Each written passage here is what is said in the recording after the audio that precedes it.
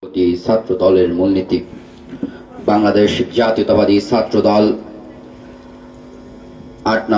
বাংলাদেশ জাতীয়তাবাদী দল বিএনপি ৮ নম্বর ওয়ার্ড কর্তৃক আজকের কর্মী সভার সম্মানিত সভাপতি জনাব মোহাম্মদ হীরা মাস্টার, এছাড়া বিশেষ অতিথি হিসেবে উপস্থিত আছেন বাংলাদেশ জাতীয়তাবাদী দল বিএনপির আমতলী উপজেলা শাখার সম্মানিত যুগ্ম আহ্বায়ক জনাব মোহাম্মদ জালাল উদ্দিন মৃধা ও বাংলাদেশ জাতীয়তাবাদী দল বিএনপির আমতলী উপজেলা শাখার সম্মানিত সদস্য ও সাবেক সেক্রেটারি আমতলী বর্তমান সদস্য সচিব জনাব আবুল কালাম আজাদ মৃধা।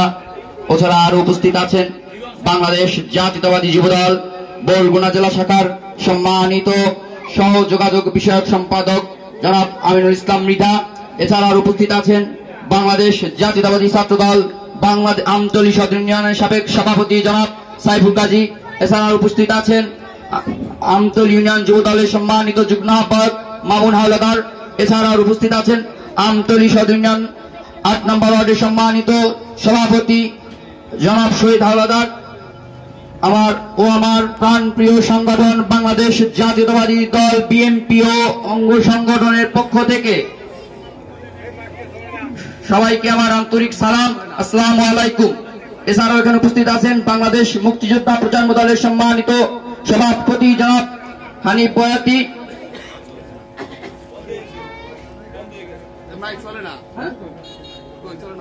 বাংলাদেশ দল বিএনপি ৫ই আগস্টের আগে আমরা কিভাবে সমাবেশ করতে পেরেছি?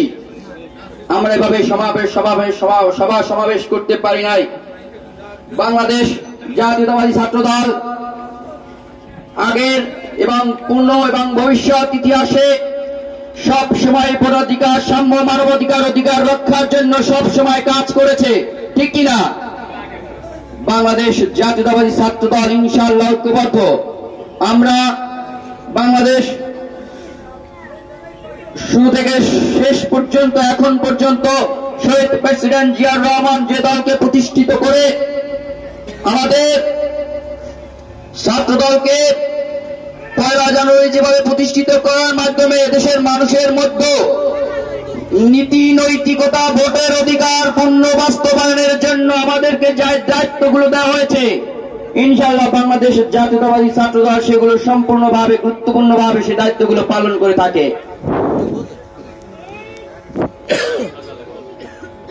বাংলাদেশ জাতীয়তাবাদী ছাত্র দল তারেক রহমানের আড়াইশতম বাস্তবায়নের লক্ষ্যে বাংলাদেশের জাতীয়তাবাদী দল সম্পূর্ণভাবে সবসময় গুরুত্বপূর্ণ দায়িত্ব পালন করবে। বাংলাদেশ ৫ই আগস্টের মধ্য দিয়ে বাংলাদেশের মানুষ নতুন সূর্যের স্বাধীনতার সূর্য দেখেছে, ঠিক কিনা? স্বাধীনতার সুফল আমরা ১৯৭১ সালে শুনেছি, কিন্তু ৫ই আগস্ট ফ্যাসিস্ট শেখ হাসিনা পতনের পর বাংলাদেশের মানুষ যে সুঘ্রাণ পেয়েছে, আমরা সত্যি এর জন্য বাংলাদেশের মানুষ সবাই অভিভূত।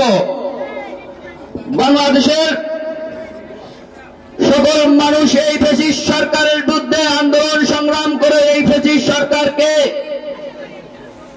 পতন করার জন্য ৫ই আগস্টের গণবিপ্লবের মাধ্যমে এদেশ মুক্ত হয়েছে।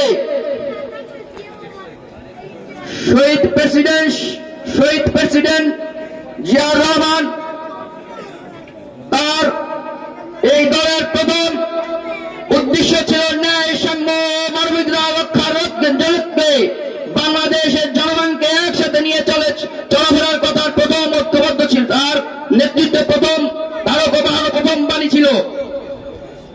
আমরা বাংলাদেশ জাতীয়তাবাদী ছাত্র দল আমতলী ইউনিয়ন আমাদের সিনিয়র নেতৃবৃন্দর সকল মতামত উপেক্ষা করে সকল মতামতকে গুরুত্ব দিয়ে আমরা আগামী দিনের সকল কার্যক্রম পরিচালনা করব।